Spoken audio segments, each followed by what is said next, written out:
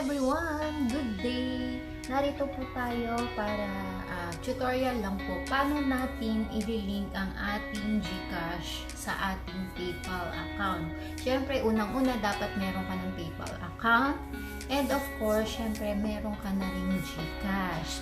And bago ka mag-link ng iyong GCash sa inyong PayPal account, make sure na ang inyong GCash ay fully verified na. So, simulan na natin.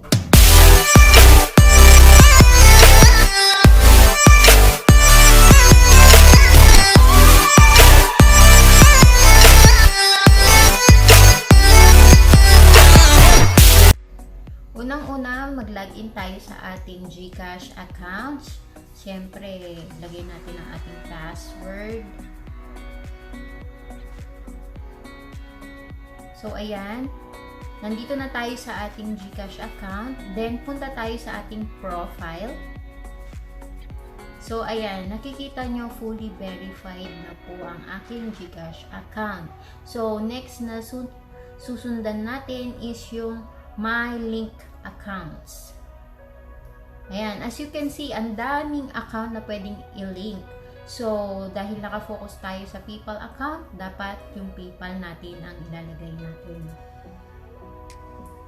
Next is yung ating PayPal email address. Ilagay po natin ang ating PayPal email address.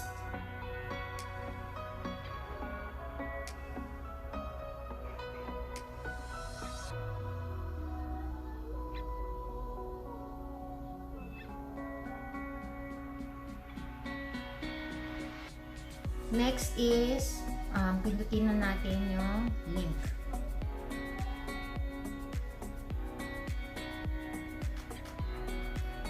So, nakalagay dito, link your account with PayPal. So, nandito lahat yung mga authorized na pwedeng i-grant ng ating PayPal. So, i-click natin itong authorize. And then, i-enter na natin yung ating email address ng ating PayPal account.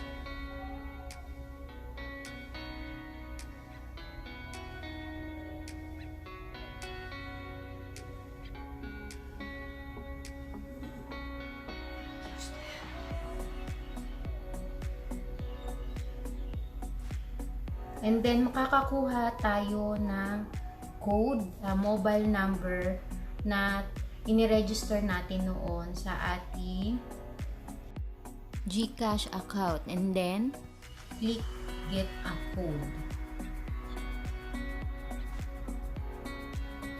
Then, after natin na mailagay yung code, nakalagay dito, thank you for linking your account.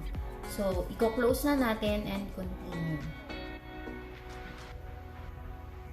PayPal account linking complete. So, nakalagay dyan your PayPal account with email, your email, yung iyong email address sa yung PayPal account has been successfully linked to your GCash wallet with mobile number, yung registered number nung ginawa mo yung iyong GCash account.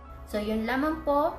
Napakadali lang po niyan. So, make sure lang po na ang ating GCash ay fully verified na. Yun lamang. Bye!